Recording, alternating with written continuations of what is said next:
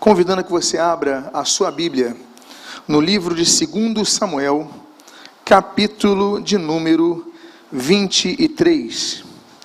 E aqueles que desejarem se colocar de pé para fazermos a leitura inicial, eu convido que assim, então, procedam, abrindo, então, o texto no segundo livro de Samuel, capítulo de número 23. Eu gostaria de ler apenas a primeira parte do verso de número 11. E registra assim a palavra do Senhor. Depois dele vinha Sama. Oremos. Pai amado, lemos a tua santa e preciosa palavra. Pedimos, Deus, fala conosco nesta manhã. Fortalece a nossa vida, edifica a nossa alma na tua palavra e no que ela tem a trazer e a falar conosco. São as tuas bênçãos que nós rogamos, agradecidos em o nome de Jesus. Amém e amém. Podem, por favor, tomar os seus assentos. Eu quero falar sobre pessoas a quem Deus usa. Vejamos esse texto que nós lemos agora, que diz: depois dele vinha Sama. Eu começo a fazer uma pergunta a você. Se alguém invadisse a sua casa e tomasse algo que lhe fosse de precioso, você deixaria as pessoas levarem? Deixaria as pessoas tirarem algo que fosse precioso para você, fosse importante para você, sem nenhuma reação? Ou você faria algo? A história que eu gostaria de compartilhar hoje é sobre um homem, que é um homem que tinha tudo para dar errados, é um homem que tinha tudo para ficar desistente, recluso, isolado, mas ele decide reagir. O nome dele é Sama. Mas esse homem tinha perspectivas negativas para a sua vida. Por quê? A Bíblia não fala sobre as suas origens, a Bíblia não fala sobre a sua infância, mas a Bíblia fala sobre o seu nome. Eu coloquei aí no hebraico, Sama. Sama é o nome que nenhum pai daria ao seu filho. Significa assustador, aquele que causa pavor, aquele que dá susto. Por que um pai daria o nome do filho de assustador, de tenebroso? Não sabemos o motivo, mas talvez ele tivesse nascido com alguma deformação, algo que assustasse as pessoas. Não sabemos ao certo, mas para alguém receber esse nome, e muitas vezes o contexto do nascimento trazia o nome ao filho, nominava a pessoa, então ele recebe o nome de assustador. Se foi esse o caso, como muitos entendem ser, esse homem tinha talvez uma perspectiva de ser uma pessoa que crescesse isolada de outros colegas, fosse alvo do que chamam hoje de bullying, fosse alvo de escárnio, fosse alvo de zombarias. Olha o assustador ali, e aí, por exemplo, podiam denominar de aquele que causa pavor, aquele que não é bonito, aquele que... E começasse então a ser uma criança com uma formação, digamos, deficiente em relação a amizades. Não sabemos, mas aqui supomos, para receber esse nome. Um nome humilhante. O pai podia ter colocado o nome de um Isaac, que significa sorriso, de uma Débora, que significa abelha em relação à sua doçura, de um Davi, que significa amado, mas coloca o nome de assustador. E aí então, muitas pessoas, quando padecem de zombarias na sua infância, na sua adolescência, estudos mostram que essas pessoas tendem a se isolar dos outros, tendem a ficar isolados, não querem relacionamentos. Sama podia ser uma dessas pessoas, mas não foi.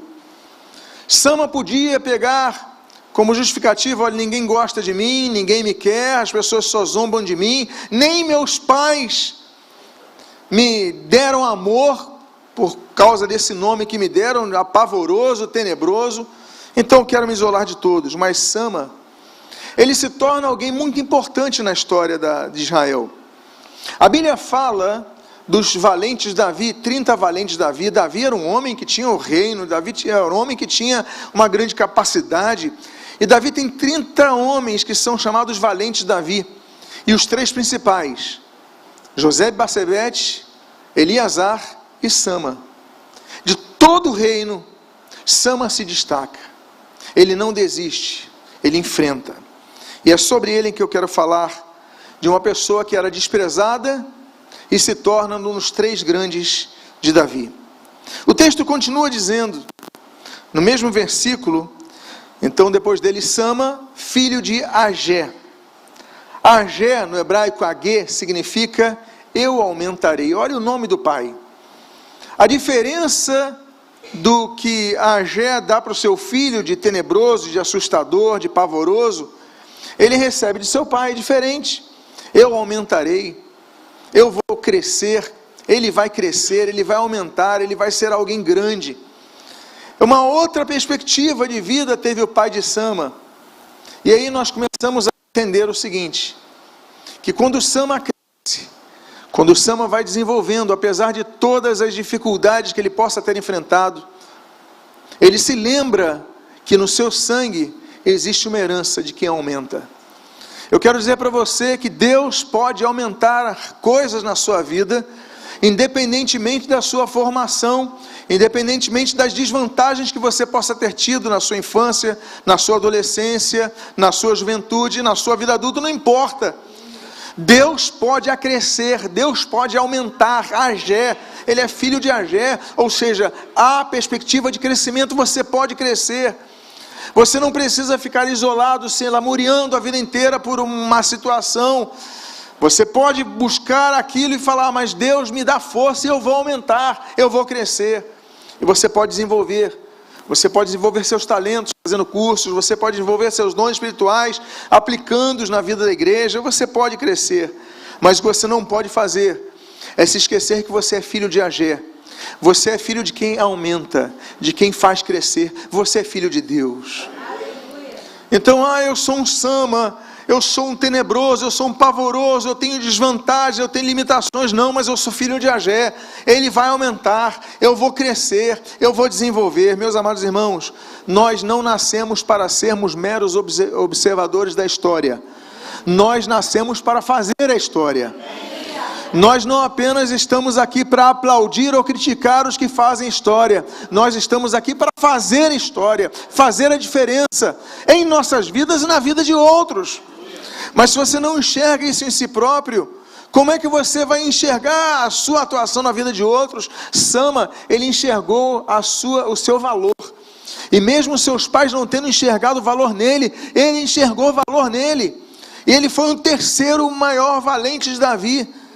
Ele foi um grande homem. E aí então nós vemos, meus amados irmãos, que nós não podemos ficar com a nossa mente escrava de condenações do passado. Não podemos ficar com a nossa mente, com nossa alma, com o nosso sentimento paralisados por causa do que nos falaram no passado, do que você não vai vencer, você não vai desenvolver, você não vai crescer, você não vai sair disso, você é tenebroso, você é pavoroso, e tantas palavras de maldição que tenham lançado na sua vida. Você não vai parar por causa disso, porque Deus vai aumentar na sua vida, porque você é filho de Agé.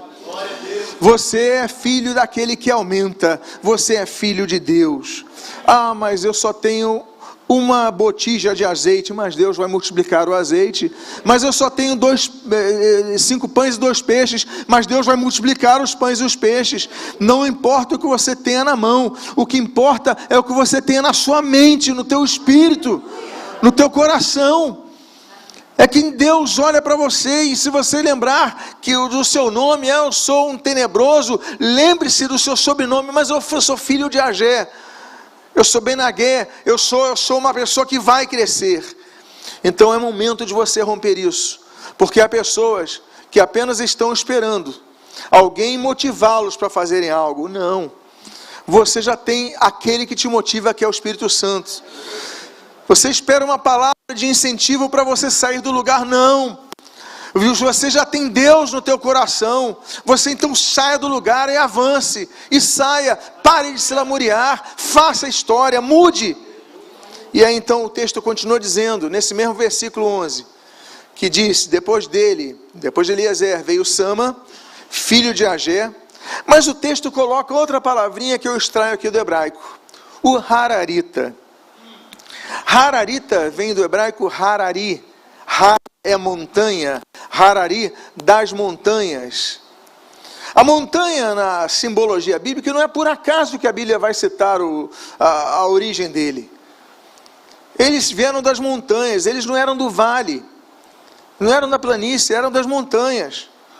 E a montanha na simbologia bíblica, ela traz várias aplicações, mas as principais são um local de vigia. Os povos costumavam colocar os seus sentinelas nas montanhas, para ficassem atentos a qualquer movimentação que vinha dos vales.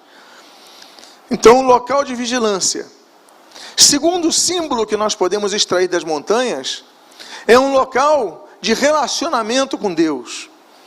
Então, Moisés vai para o monte, Elias vai para o monte, Jesus é tentado no monte, e ali no deserto, mas o que nós temos que entender é que o monte representa relacionamento com Deus. E aí de onde vem nosso socorro? Diz o salmista, um cântico de romagem, Salmo 121, versículos 1 e 2, eu elevo os olhos para os montes, de onde me virá o socorro? O meu socorro vem do Senhor, que criou os céus e a terra. Eu elevo os olhos para os montes, de onde me virá o socorro? O meu socorro vem de lá. É o chamado cântico de romagem, porque as pessoas quando subiam a Jerusalém, lembro para vocês, Jerusalém era uma parte alta. As pessoas que vinham de todo Israel iam para Jerusalém, tinham que subir, 800 metros é a altura de Jerusalém, como se fosse Teresópolis aqui, no nosso contexto do Rio de Janeiro. Então as pessoas tinham que subir, e iam olhando para as montanhas, e olha, de lá vem o socorro. Lá está o templo do Senhor, lá está a presença do Senhor, lá vem a palavra do Senhor, lá vem a instrução do Senhor.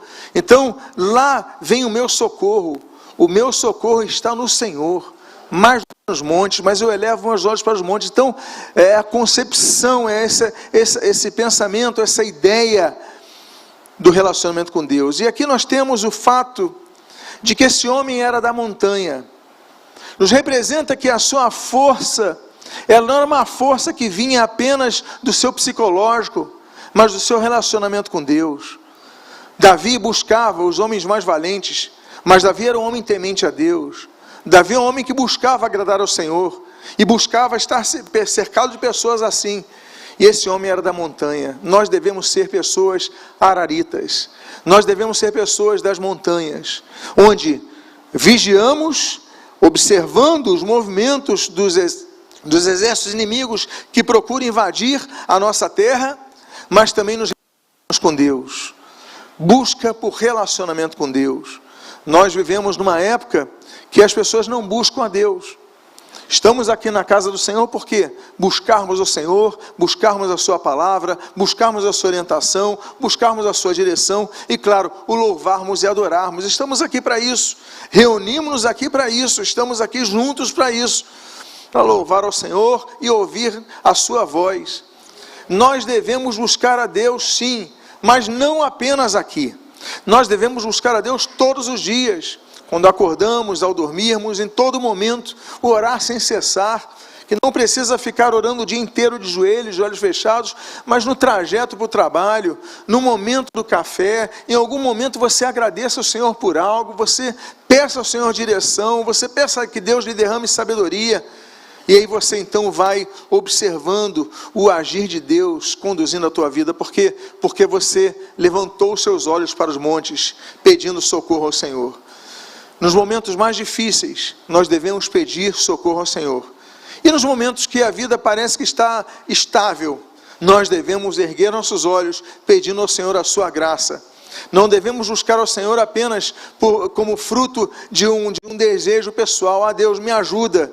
Deus não é alguém só para solucionar teus problemas. Deus é alguém para você agradecer em todo o tempo. Senhor, muito obrigado pela vida que eu tenho, muito obrigado pela saúde que eu tenho, muito obrigado porque eu tenho um teto, uma casa. Você pode ter uma vida estável, mas você tem que dar graças a Deus, e você tem que vigiar em todo o tempo. Devemos ser araritas, pessoas que olham para os montes, pessoas que têm relacionamento com Deus, pessoas que vivem nos montes, Sama, filho de Agé, o Ararita. Estava tudo então nessa apresentação do início do versículo de número 11, mostrando sobre esse homem. Mas um grande problema surge. De repente, há uma mudança na vida de Sama. Ele venceu a sua infância, a sua adolescência, a sua juventude, se estabeleceu como os 3 grandes Davi, um homem de confiança, um homem de habilidade, um homem de coragem, um homem de força, um homem de caráter, para ser um dos 3, mas surge um problema com esse homem. Na verdade, surge um problema com toda a sua cidade e aldeia. A Bíblia diz, nesse mesmo versículo 11, quando os filisteus se juntaram em Leí. Quando os filisteus se juntaram em Leí. Eu coloquei mais uma vez o termo em hebraico, porque Leí vem do hebraico chamado Rai. Rai, em hebraico, significa vida. Esse era o nome da cidade de Sama.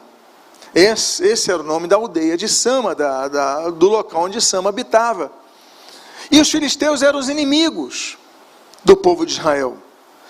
Mas de repente estava tudo bem, as pessoas estavam nas suas plantações, nas suas casas, quando de repente chegam os filisteus e eles começam a se juntar em Leí, prontos para atacar.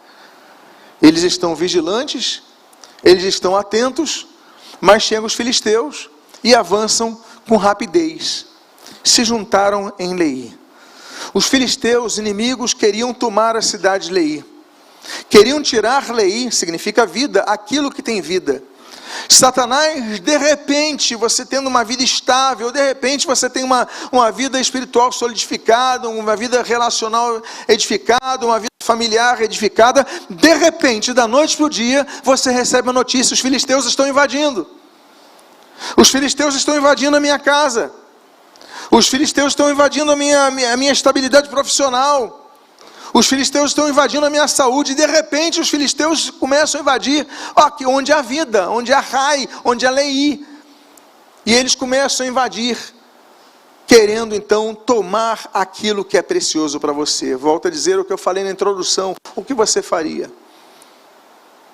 A Bíblia diz que o Senhor Jesus, ele fala em João capítulo 10, versículo 10, que Satanás ele vem para matar, roubar e destruir. Ele só mata aquilo que tem o quê? Vida. Olha eu Leí aí, o termo Leí, Rai, vida. Ele só mata o que tem vida, ele só rouba o que tem valor, e ele só destrói o que foi construído. Ele não destrói o que está destruído. Ele vem para destruir, para destruir o que você construiu na sua vida. O que você construiu na sua vida? A sua família, a sua saúde, a sua vida profissional. O que você construiu na sua vida, ele quer destruir. Onde há vida, ele quer matar. Onde há valor para você, ele quer roubar. É a síntese do ministério satânico que Jesus dá em João 10:10. Meus amados irmãos, de repente os filisteus chegaram e invadiram a cidade. E aí, qual era a característica dessa cidade? O texto continua dizendo nesse mesmo versículo 11, sobre o qual nós ainda nos mantemos, onde havia uma plantação de lentilhas. A cidade de Leí, que significa vida, tinha uma característica, uma plantação de lentilhas. Era a cidade conhecida como a terra das lentilhas. E eles, os filisteus, queriam tomar aquilo que era a vida, aquilo que era o suporte da cidade, aquilo que era o ganha-pão de todos, aquilo que era o que trazia estabilidade. Os filisteus queriam tomar. E eles então invadem. A Bíblia diz no texto que você está lendo, onde havia uma plantação de lentilhas, meus amados irmãos. A Bíblia menciona as lentilhas, 2 tipos de usos. Ezequiel capítulo 4 diz que Deus fala para Ezequiel pegar lentilhas e colocar ali no trigo, fazer um pão com lentilhas. E a Bíblia fala em Gênesis capítulo 25, creio que a maioria conheça a história de Esaú e Jacó, quando Esaú vende a sua primogenitura por uma sopa, um prato de lentilhas. Era comum as pessoas fazerem sopa de lentilhas. A lentilhas, ela tem vitamina B1, B2, B6, ferro e zinco. Ou seja, ela tem propriedades oxidantes. O que é isso? Evitam o envelhecimento. Olha a representação disso, meus irmãos. Quando nós comemos essas lentilhas, nós mantemos mais saudáveis, mais jovens, mais vigorosos. Evitamos o envelhecimento. Quando nós comemos do pão, que nós citamos ali em Ezequiel 4, que é Jesus, o pão da vida, que, como diz João capítulo 6, então nós evitamos o envelhecimento, continuamos com vigor. Ah, mas eu já tenho idade, eu já estou numa idade mais avançada na minha vida. Mas olha, a Bíblia fala no livro de Salmos, que ainda que nós estejamos com idade avançada, ainda produziremos frutos. Daremos frutos. Por quê, meus amados irmãos? Porque a questão não é a física, a questão é o espírito. Então nós comemos esse pão com lentilhas, colocamos essas vitaminas todas no nosso corpo, e aí nos mantemos fortes, saudáveis. Nós colocamos na sopa, a sopa é muito interessante, que a sopa traz dois atributos do Espírito Santo. Porque a sopa é água no fogo. Parece que são antagônicos. Mas a Bíblia diz, em Atos 2, sobre o Espírito Santo ser como fogo, e a Bíblia fala em João 17, sobre o Espírito Santo ser como água. Ou seja, água e fogo são antagônicos, mas os dois representam a presença do Espírito Santo que está em nós, seja no verão, seja no inverno, seja no outono, seja na primavera, seja nos momentos de fartura, nos momentos de dificuldades. Nós não perdemos essa presença do Espírito Santo que está em nós, que nos fortalece, que nos revigora. Então é a sopa de lentilhas. Pega a água, coloca a lentilha com todas essas vitaminas, joga, lança ao fogo, e ali sai a sua sopa e você se fortalece. Mas o que eles querem? Tomar aquilo que lhe é vital, tomar aquilo que lhe dá vida, tomar aquilo que lhe alimenta. Eles comem. Então os inimigos querem te afastar do quê? Do teu alimento. Querem te afastar do quê? Da palavra de Deus. Querem te afastar de quê? Do ouvir a palavra de Deus. Eles começam a te atacar para te tirar da igreja. Eles começam a te atacar para te tirar do momento de meditação bíblica. Eles começam a te atacar para você desistir das suas devocionais, desistir dos cultos, desistir da congregação, desistir da igreja, desistir de ouvir a palavra de Deus, porque eles não querem que você come a lentilha, eles querem tomar as tuas lentilhas. Eles não querem que você envelheça com vigor, mas envelheça enfraquecido, sem a palavra de Deus. A palavra de Deus é alimento que nos fortalece, meus amados irmãos. Ele quer tirar a palavra de Deus da sua vida. E ali então a Bíblia diz que eles avançam contra a cidade de Leí, e eles querem tomar o campo de lentilhas, essa plantação do campo de lentilhas. Aí eu te pergunto, bom, mas o povo vigiava. O povo estava vigilante. Afinal de contas, nós citamos os araritas, que estão na montanha vigiando. Mas eu vou dizer uma coisa para vocês. O que eles fizeram? Parece-me que essa invasão foi uma invasão muito rápida. E foi uma invasão muito potente em termos de grupamento, de quantidade de soldados. O fato é que nós vemos na continuação desse versículo 11, que o povo fugia dos filisteus. O nosso problema não está em sermos atacados pelo diabo, porque todos somos. O problema é como nos portamos diante dos ataques do diabo. O que é que nós fazemos então? O povo de Leí fugiu. O povo de Leí viu os inimigos, os sentinelas viram os inimigos se aproximando, eles comunicaram ao povo, e o povo, em vez de se armar e defender a sua plantação de lentilhas, defender aquilo que lhes dava vida, defender aquilo que lhes dava estabilidade, lhes dava segurança, a Bíblia diz no texto que você está lendo, e o povo fugiu dos filisteus. E eu quero dizer uma coisa para vocês. Se o inimigo começar a invadir as áreas que são de valor para a sua vida, as áreas que são importantes para a sua vida, o que você tem que fazer é defender. Defenda o que é seu.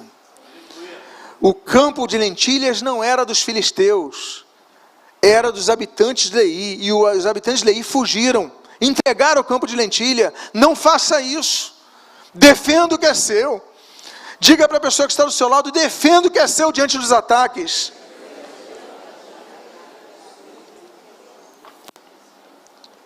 Então você tem que decidir. Ou você defende o que é seu, ou você foge. Qual a alternativa que você vai encaminhar a sua decisão? E aí nós vamos para o terceiro ponto dessa mensagem: a postura na batalha. Agora nós vamos sair do versículo 11 pela primeira vez nessa mensagem, mas vamos entrar no início do versículo 12. Quando nós lemos: Sama pôs-se no meio daquele terreno. Eu fico imaginando a cena. Todo mundo fugindo nessa direção e um homem vindo nesta direção.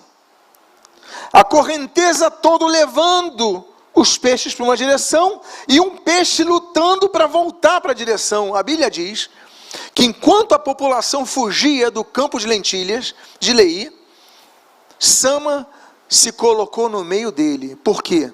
Porque Sama pensava o seguinte: o que é meu ninguém tira. O que é meu ninguém toma. O que é meu ninguém vai arrancar.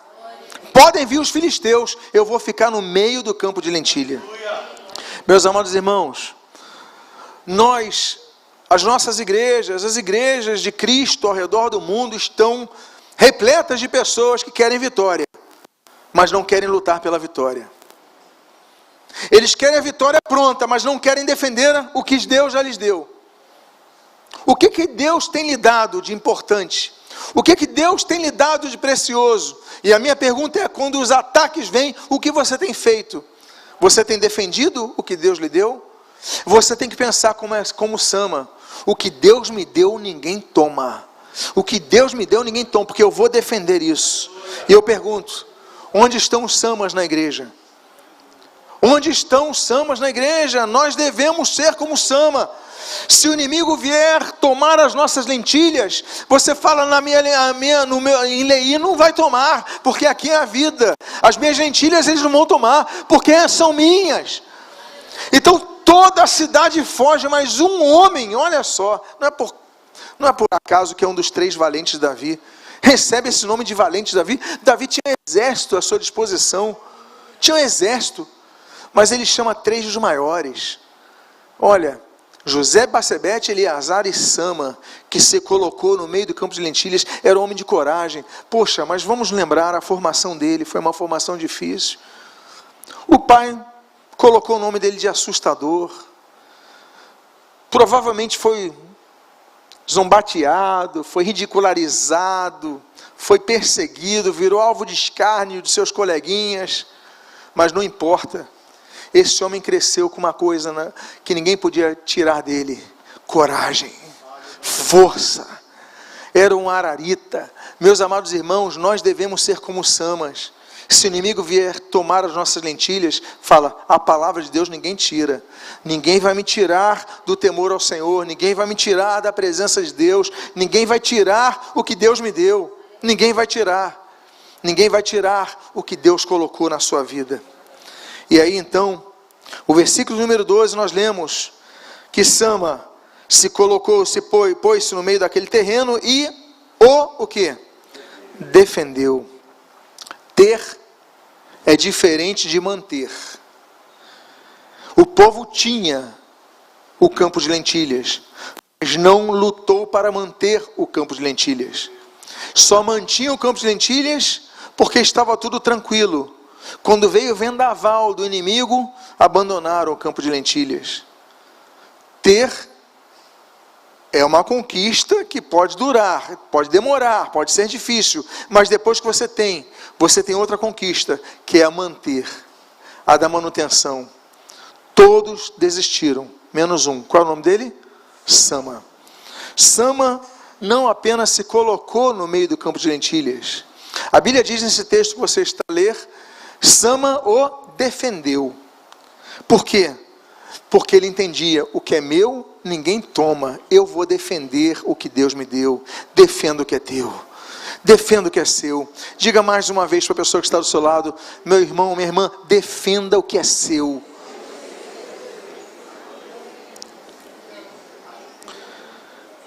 E no versículo 12, na sua continuação, diz que ele não apenas defendeu, mas matou os filisteus. Se o diabo vier atacar a sua vida, que ele entenda que quando você souber do ataque, você vai reagir. A armadura de Deus, ela tem várias peças de defesa. Tem a couraça, tem o escudo, tem o cinturão, tem a sandália, tem várias peças, mas tem uma arma de ataque, que é a espada. E qual é a espada? Segundo escreve o apóstolo Paulo, a espada do Espírito, que é a palavra de Deus. Quando Satanás vai tentar Jesus, e eu volto a citar Marcos capítulo 4, Lucas capítulo 4, Jesus tentado no deserto, ali nas cercanias de Jericó. Então, quando Jesus é ali tentado, atacado pelo diabo, a Bíblia cita das tentações, 3 delas. E nas 3 tentações, o diabo recebe uma resposta de Jesus. Sabe qual? Está escrito. Na segunda tentação, Satanás, está escrito. Na terceira tentação, Satanás, porque está escrito. Nas 3 ocasiões, Jesus respondeu com a palavra, porque a palavra é a espada. Se vem para atacar, vai ter retorno. Se vem para ferir, vai ser ferido. E nós vamos vencer, porque nós temos o maior dos vencedores, que é Jesus Cristo. Então, meus amados irmãos, se Satanás quiser atacar a sua vida, se os filisteus vierem invadir o teu campo de lentilha, reaja, não fuja, reaja com a palavra, alicerce-se na palavra, ouvindo a palavra, crendo na palavra, mas praticando a palavra, exercendo a palavra, declarando a palavra e pegando a espada e encaixando no meio dos filisteus. Eles não vão vencer, eles vão cessar. Por quê? Porque para o cristão, a defesa é ataque, é a palavra de Deus. Satanás atacou, então não fuja, ataque. Eu caminho para a conclusão dessa mensagem com uma palavra. É uma palavrinha de uma letra, E.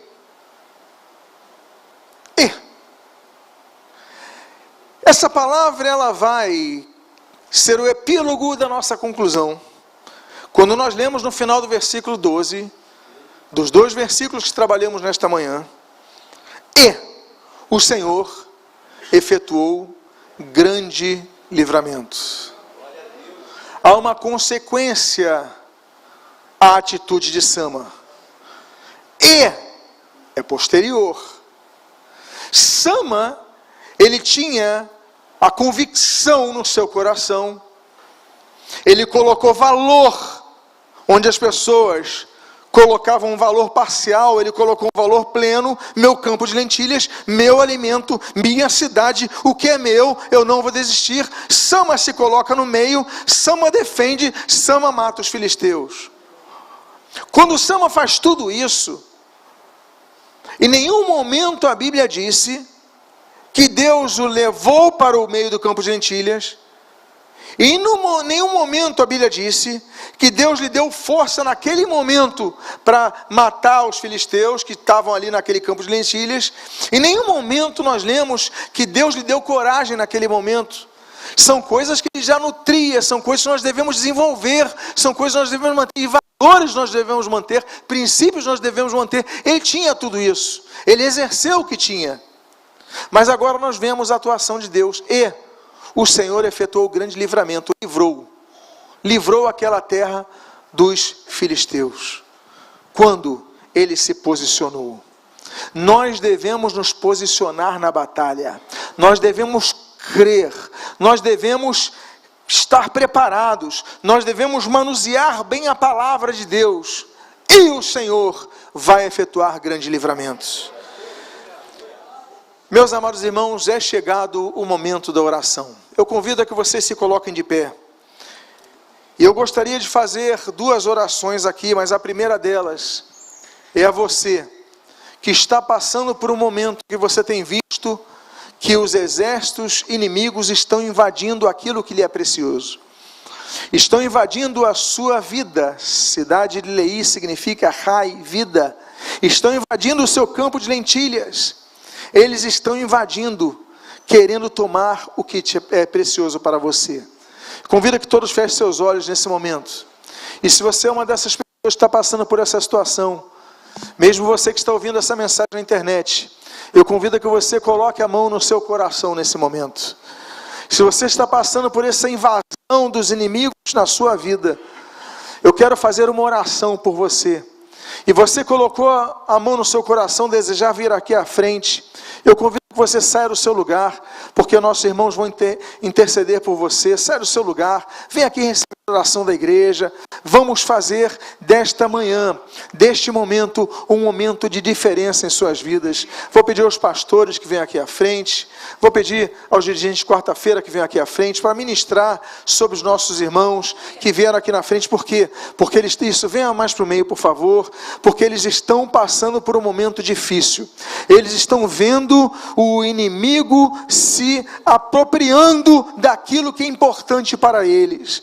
O inimigo tomando de assalto. Ele veio de repente, ele está minando. E muitos dos que estão aqui na frente, colocando a mão nos seus corações também, eles estão muitas vezes sem força, desistindo. Mas vocês vieram aqui, vocês ouviram essa palavra, vocês ouviram o exemplo de Sama, um dos valentes de Davi, e vocês decidiram: eu vou ser como ele, eu vou lutar pelo que é meu, eu vou defender o que é meu, porque o que é meu ninguém toma, o que é meu o diabo não vai tirar, o que Deus me deu o diabo não vai tirar. Pai amado, em nome de Jesus, é chegado o momento da oração, quando nós aqui, Senhor, intercedemos pelos nossos irmãos, que estão padecendo, que estão vendo, Senhor, os exércitos inimigos invadindo, os filisteus querendo tomar os seus campos de lentilhas.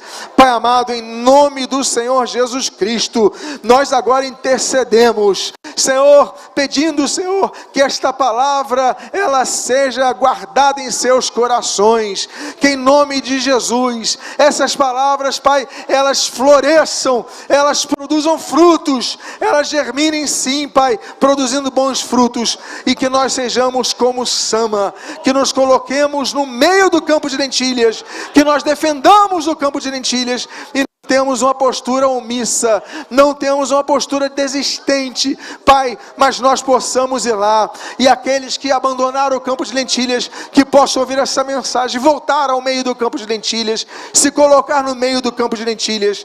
Pai amado, em nome de Jesus, os irmãos estão intercedendo por cada um deles, e nós pedimos, Pai, sê com eles, que eles saiam daqui renovados, renova as suas forças nesta manhã, renova as suas forças neste momento, Pai, em nome de Jesus, que eles possam sentir-se fortalecidos na força do Senhor, Senhor, fortalecidos no seu poder, Pai, que emana da tua palavra, e que é aplicado pela fé, Senhor, e que é exercido pela fé, Senhor, e que eles saiam daqui com fé, para lutar, para dizer: o que Deus me deu, o diabo não vai tomar, o que Deus me deu, não vai tomar o diabo. Por quê? Porque eu vou defender o que é meu, eu vou defender o que Deus me deu. Pai amado, em nome de Jesus, nós pedimos aos teus filhos e servos coragem, Pai, nesse momento. Senhor, aqueles que, Senhor, fraquejaram nisso, sejam renovados em sua coragem, em sua postura de defesa pelo que lhes destes. E nós pedimos as tuas bênçãos sobre cada um dos teus filhos. Nós queremos te agradecer por este momento. E nós pedimos, Pai, renovação de forças, renovação de vigor, coragem, firmeza e fé, em nome de Jesus, em nome